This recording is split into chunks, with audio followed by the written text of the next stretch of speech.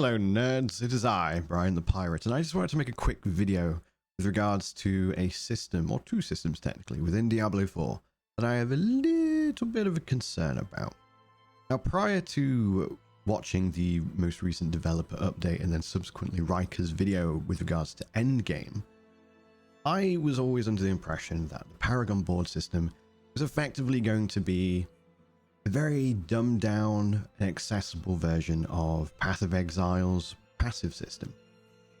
And turns out that was pretty close. That's essentially what it is. You have nodes or tiles in the case of the Paragon Board that have basic skill or basic stat increments like +5 strength, +5 willpower, whatever. And then you have more complex nodes and eventually like a legendary node that has a substantial impact to the player's build. Now that sounds great. But then after watching Riker's video, a little thought started to creep in the back of my head and eventually came to the forefront and said, hello. And I thought, ooh, this could actually be a problem.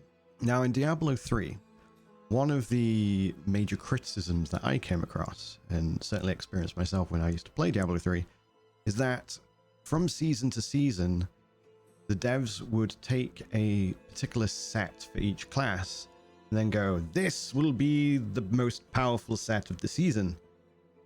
And gamers being gamers were like, okay, well, that's the most powerful, so we're all going to make a build that's based around that set, which usually referenced a particular skill.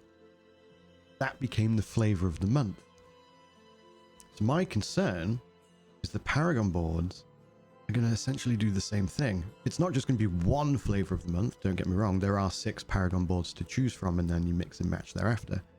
But it means that the Diablo 4 devs are going to be going, here's the 6 flavors of the month. And then players will create their characters, see what boards are available, and then they will come up with builds that will most benefit to the boards that they've set. So they are setting the meta rather than the players setting the meta through their own ingenuity and theory crafting and whatnot. Now, some of you are probably going, all right, who cares? And that's fine. This isn't a huge issue, and I could end up being completely wrong. And I want to explain a little bit more of my concern and also even a potential counter argument to my concerns. So as I said, the Paragon boards tend to be thematic. So you may have one that's particularly good for bleed build. You may have, I think in the developer stream, they showed us one like labeled cheap shot, and the legendary skill was specific to doing extra damage to crowd controlled enemies, I believe.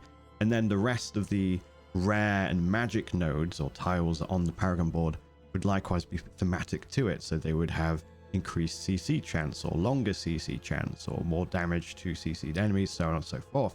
So if you're making a rogue build, you'd go, if that was one of the options, you'd be like, okay, well, I'm going to have to make a build to do with CC or crowd control in order to benefit properly from that board.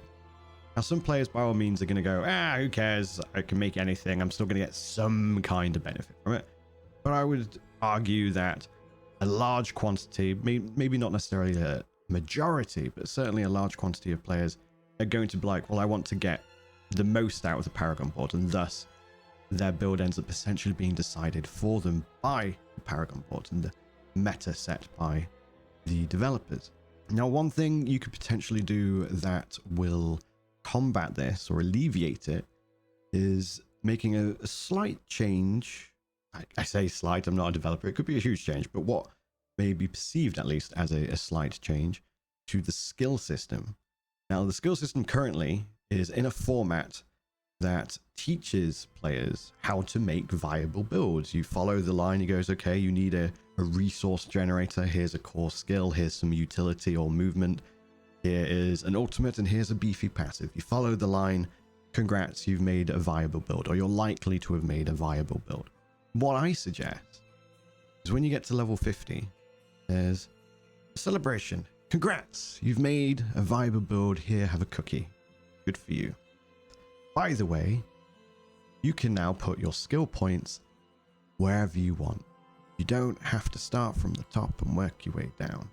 You can just whack them. You could have 4 ultimates on your hotbar if you want. It's probably a terrible idea, and you'll be stuck on cooldowns for days, but it might be a giggle. Go for it. Go ham. You know, and that will mean that the skills or the skill tree won't be limited to the builds that the developers already had in mind. Like in the beta, if you played a bleed barb, so did your friend who played the bleed barb. They all had the same skill sets and builds because they were dedicated skills to it, and you had to follow the same path to get there.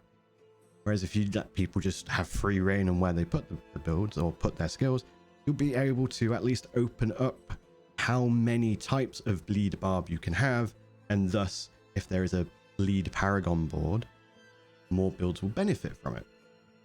Now that's mostly a theory. From my experience in the beta, all the classes pretty much had like 4 builds in mind, and you could deviate slightly, but if you wanted to play bleed barb, you had to use rend. You couldn't give bleed to other skills, for example, or at least there was no evidence of doing that. So that's in a nutshell, really. I'm just concerned that potentially we may find that there is a meta defined by the developers, 6 flavors of the month for each class, and that just limits build diversity. I would rather that the meta was set and defined by the players and their own ingenuity and working out what is the best way to make a cool build. Now I know they can't make any massive changes to the Paragon boards. It's way too late. The game comes out in a month, which is going to be nice. I've got the week off. Hey. But at least with the skill tree, they can free it up, give us free reign after we've learnt the game. If you're a new player and you get to level 50, maybe just add a wee tick box. Do you want to whack your shit everywhere? Yes, thanks. That's going to be it for me. Thank you very much for watching. Do give the video a like if you enjoyed it. Give it a dislike if you didn't. See, engagement either way, I don't care. Subscribe for more videos and last epoch builds that are coming up soon. And if you have any comments or thoughts on what I've spewed out at you today, leave a comment under the video. Thank you for watching. Farewell. I remember you.